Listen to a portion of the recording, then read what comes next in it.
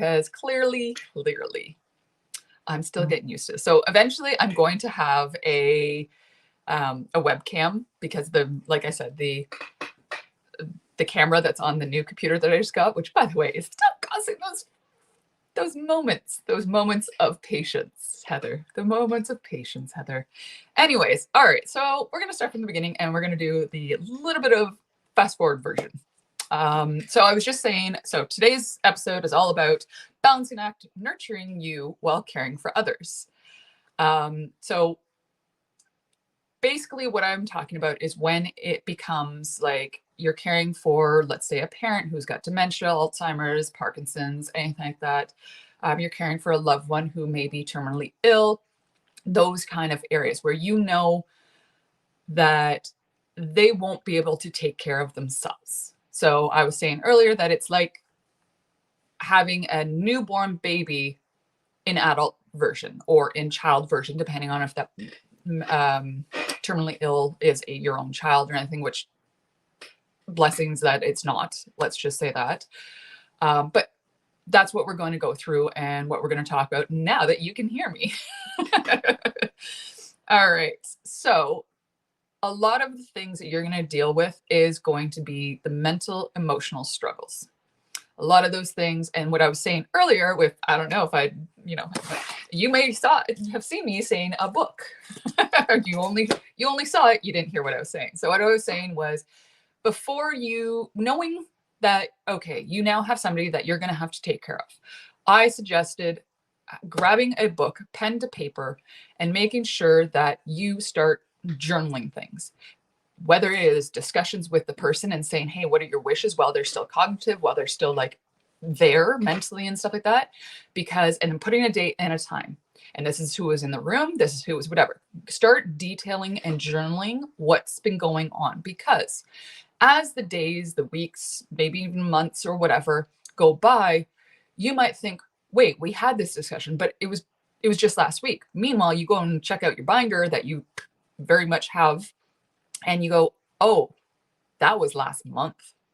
So time is irrelevant in this point when you're taking care of somebody, because you don't understand how much energy is put into this and how much you have forgotten as this goes by.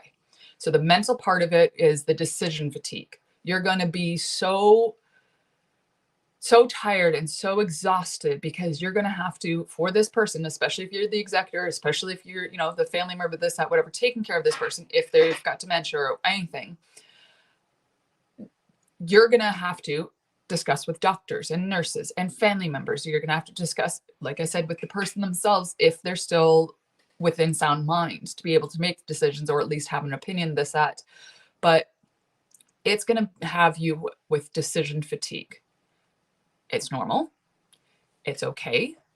And what I suggested too is making sure that you have somebody for you professionally so that you can go to them and say, listen, this is what's happening. I know this is what has to happen, but oh my goodness, this is absolutely exhausting, because everyone knows taking care of a loved one that is terminally ill or going through dementia, or Alzheimer's or Parkinson's or any of those like diseases, episodes, anything, it becomes exhausting. And then you're obviously going to have self-doubt. And with the self-doubt, because of the decisions, because you're like, am I making the right decision? Am I making the decision that they would want for themselves? Again, that's where the book comes in the beginning, and, talking to them if you can and say, what are your wishes? And I was actually mentioning right before we realized that nobody could hear me. I was talking and reminding everyone, if there's anything you take out of this episode, just like on the September 20th episode, when I first started talking about the traumas and stuff like that we go through, make sure you have your will. Make sure if anything you get out of this today, make sure that either if you do have a will, that it's up to date.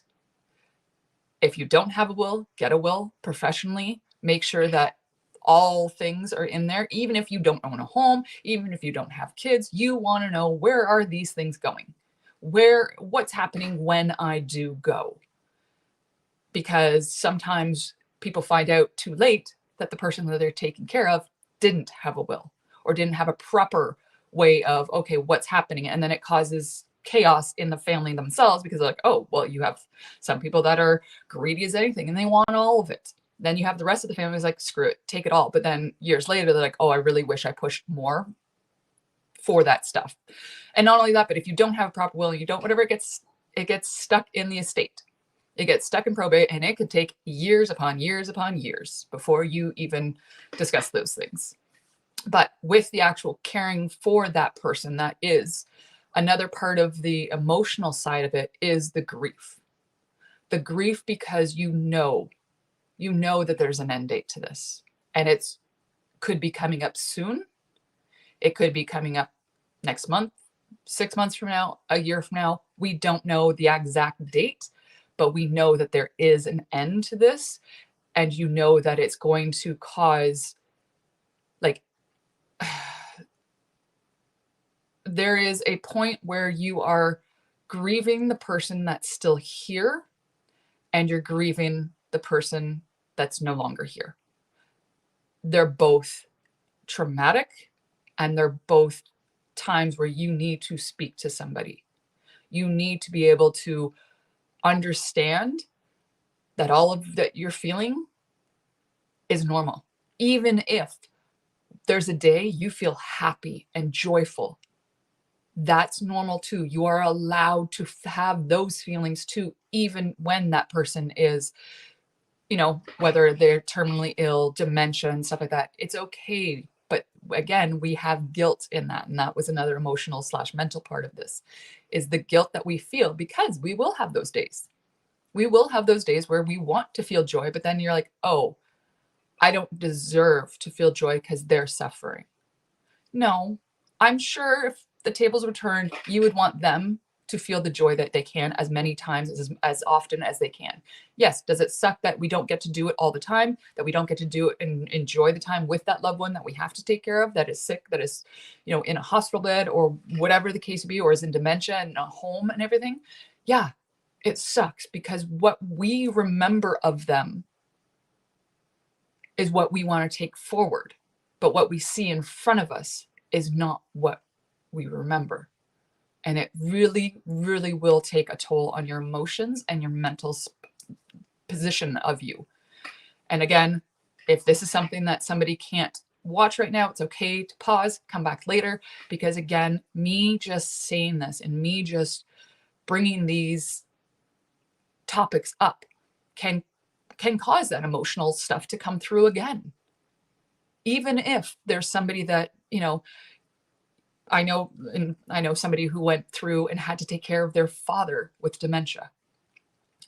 And it took a toll on them, mentally, emotionally, spiritually, physically. It took a toll on them, because somebody who goes through dementia, they regress, literally. They are regressing. They are no longer the person you remember. There are some days where they might remember you, and there's some days where they won't even know who they are some days.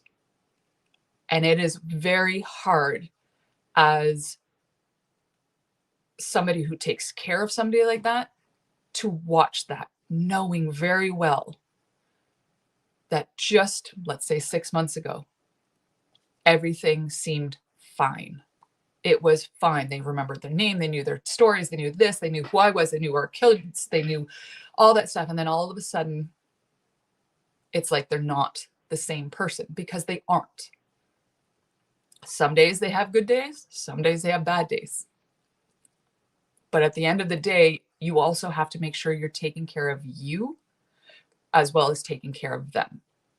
Taking care of you might mean that you need to step back, meditate, go for a walk, go for a run, go for a cry, go screaming a pillow, go whatever your own care is as well. Please don't forget about you. I've seen too many times where people forget about themselves, and then they later on, I wouldn't say regret, but they definitely were like, I really wish I took better care of myself while this was happening. Because again, at the end, there's an end date. And therefore, you have to take care of yourself too, mentally, emotionally, spiritually, physically. So another one is the isolation with emotional struggles. It's you feeling isolated and the loneliness because, again, if you're the only one of your friends, of your group members, or maybe you have family members that just don't, they're like, no, I'm out. I don't want to deal with this. This is yours to deal with. That can cause the loneliness for you because you're like, I'm the only one doing this. Why? Why am I the only one doing this? Again, this is where I say reach out to someone professional if you have to or if you need to. And do not feel as if that's a bad thing, that you are taking care of you while you are taking care of somebody else. So you're allowing somebody else to take care of you that's professional while you're taking care of this person. And that is beyond a-okay. Like in fact, like I said, I encourage it. And then you actually become to a certain point with the emotions and stuff that you kind of lose your identity of who you are because your whole entire day, your whole entire week, your whole entire month, however long you are taking care of this person becomes all about them. What do they need to eat? Are they getting enough? Are they getting sleep? Do they get enough? If they're on meds and stuff like that, do they have enough meds? Do they, did the doctor actually, take care of them? Did they change them? Did they bathe them? Did they? It's all about them, and you forget who you are, what you want to do. You're not doing things that, your hobbies anymore. You drop those like crazy because chances are you're traveling to wherever this person is. So whether they're in a home, whether they're in the hospital, whether they're somewhere else, you're now traveling to them.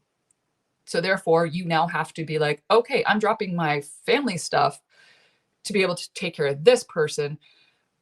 And you're either your family or this person, your family, this person. So you lose you in the process. So again, a way to counteract that is making sure that even if it is once a week, you take an hour. And an hour may seem like a long time to some people or whatever, but you tell the family, you tell the doctors, you tell everybody, listen, every week at this time, I'm going to do something for me. I'm going to color, I'm going to draw, I'm going to read, I'm going to do whatever because I need to step back so that I don't lose who I am. And then obviously with the spiritual struggles, this one's going to be a huge one for a lot of people, especially if it's a terminal ill, especially if it's somebody who's in dementia or anything like that. You question why. Why is this person, why is this child, especially if it's a child, why is it a child that's going through this? You question if you have a faith in God or any kind of spiritual whatever. It almost becomes, I don't want to say hatred. That's not the word I'm thinking of, but it almost becomes that you want a distance. You want to create that distance because you think this is not fair. That you took this person, that you took my, parents' capabilities to even remember me, that you took this person's capability to even walk, that this person can't even hold a cup without, with Parkinson's and stuff like that, without even shaking it. Like you start to question, like, why them? Why them? Why are you allowing this to happen? Why? So again, like I said, if you believe in your God, you start questioning your God. You start questioning life. You start questioning what's the point. You start figuring out, like, what's the purpose of all this? If you're just going to cause suffering for certain people, what is the point of all of this? Again, that is all normal.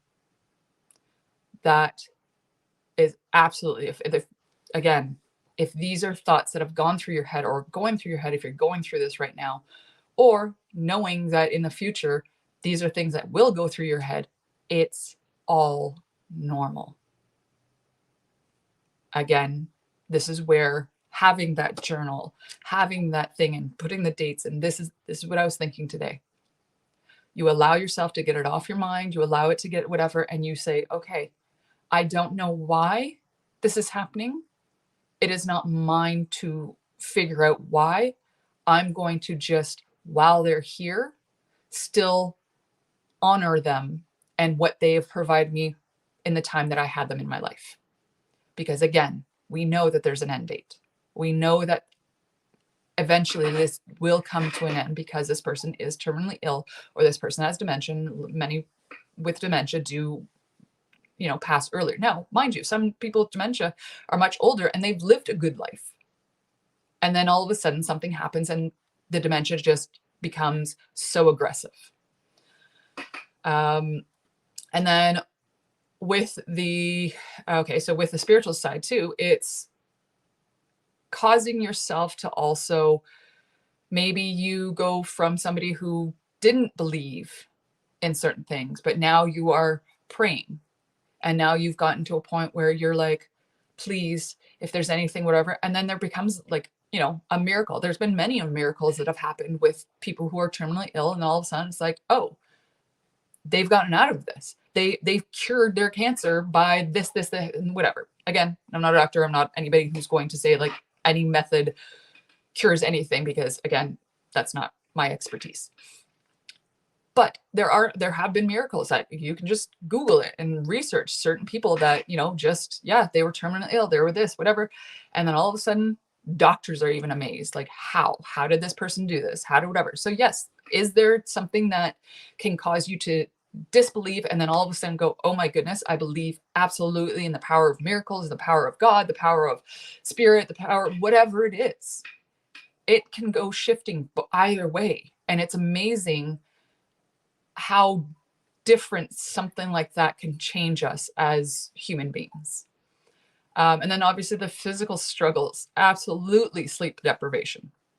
Because I don't know about you, but if I'm thinking, I'm not sleeping. And that's usually what happens to somebody who's caring for somebody else, is they are thinking about them constantly. They are thinking about, did we make sure he or she got their meds? Did we make sure that they, that I told the doctor this? Did I tell the nurse, oh, it's now a night nurse? Oh, does that night nurse know? And you're trying to sleep, but you can't because you're thinking. So therefore you call the hospital. You're like, oh, did this? Yep. No, ma'am. No, sir. Yes, we've figured this out. But you're constantly thinking, therefore you are not sleeping. You're neglecting your own care. Like I said earlier, you don't usually think about you at all.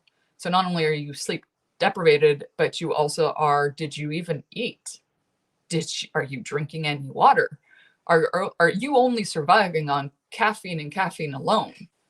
These are things that physically are going to affect you, and the struggles that you're going to have to put a mindful, even if you have to add it to your binder and highlight it every single day. Did you eat? Did you drink water? Are you sleeping properly? Like, these are the things that we want to make sure, because while we're in the midst of it, we find that nothing else matters.